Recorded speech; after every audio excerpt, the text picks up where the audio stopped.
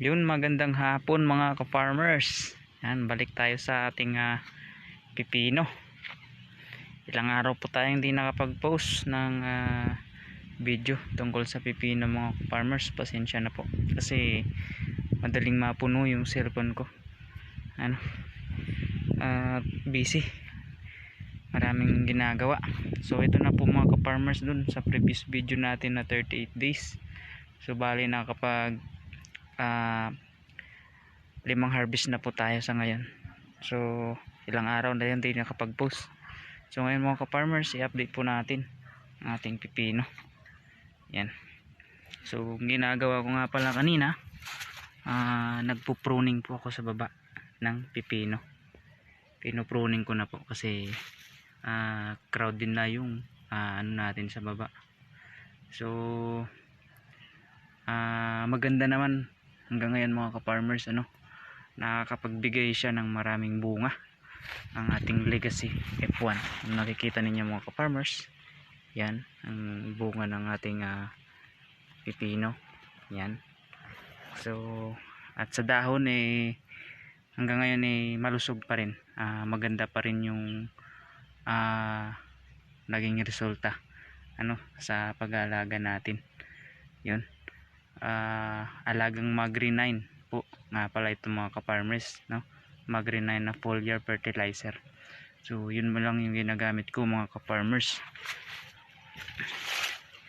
So ito lang ang sekreto mga ka-farmers para mapanatili natin na magiging maganda at makapagbigay ng maraming bunga ang ating pipino, yung pagpo-pruning. Yan. So kailangan tayo mag-pruning mga ka-farmers. Yan, makikita ninyo mga ka-farmers, marami siyang bunga. So dito sa gitna hindi pa masyado nagbunga, yan, pero makapagbigay rin yan dyan ng bunga mga ka-farmers. Yan, gaganda ng bunga. Ang problema lang yan mga ka-farmers, masyadong mababa ang kilo ng pipino ngayon. Murang mura. So ganun talaga, minsan talaga kikita tayo, minsan lugi rin tayo. Ganun lang, tiis lang tayo. Hindi naman palagi mahal, hindi rin palagi mura. Kumbaga tataymingan lang natin yung presyo. Yan mga ka-farmers. So ito, nag-yellow yung dahon. Hindi siya mga ka-farmers, hindi yan gawa ng virus o leaf spot na tinatawag. Yan, nanggaling lang yan sa bulak. Yung bulak kasi ng pipino mga ka-farmers, pag natumagal na yan dito sa dahon, yung nagkakaroon siya ng nasisira yung dahon niya dahil sa bulaklak. Yan, kakaroon ng brown spot sa dahon. Pero okay lang yan, kailangan lang natin sundin ng linis dito mga ka-farmers sa baba.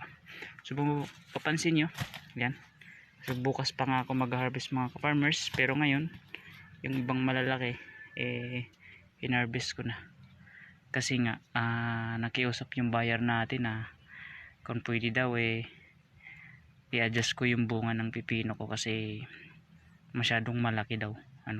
Pero malaki talagang bunga ng pipino na legacy ipon mga ka-farmers.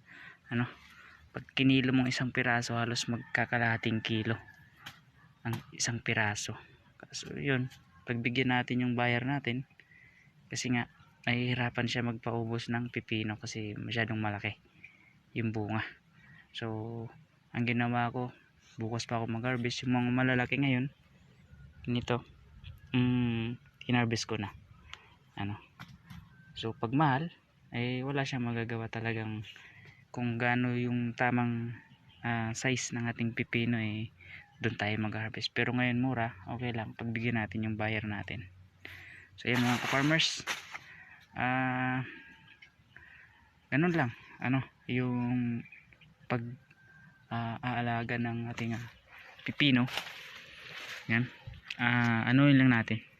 Yan, pakain, ano, abono, pruning, yun lang importante mga ka-farmers. Din fungicide, ano, sa insecticide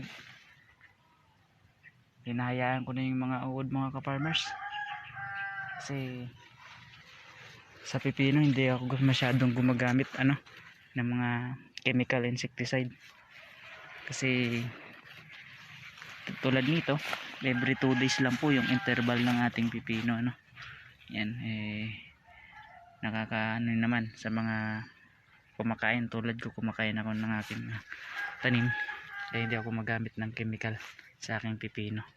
Yan, gamit man ako, yun sarili kong gawa, ano, sarili kong composition ng paggawa ng chemical mga ka-farmers.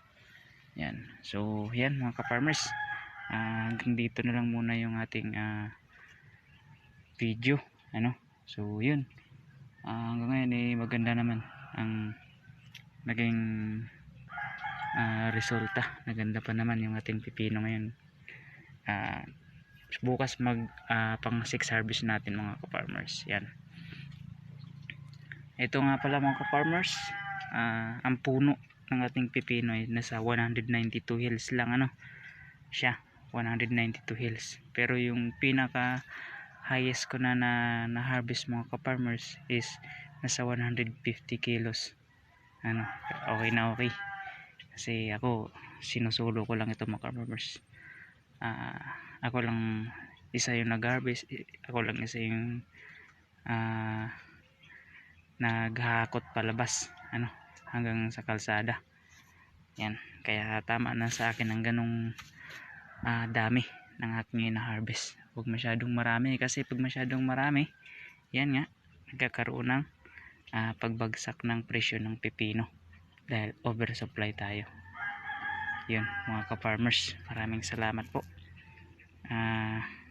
Huwag nyo po laging kalimutan, ano, ang mag-share and subscribe, like, click ang ating notification bell, nang sa ganun po ay lagi po kayong nakasubaybay, ano, laging kayong nakasubaybay sa aking video. Yan, maraming salamat mga ka-farmers, at happy farming everyone. Thank you po.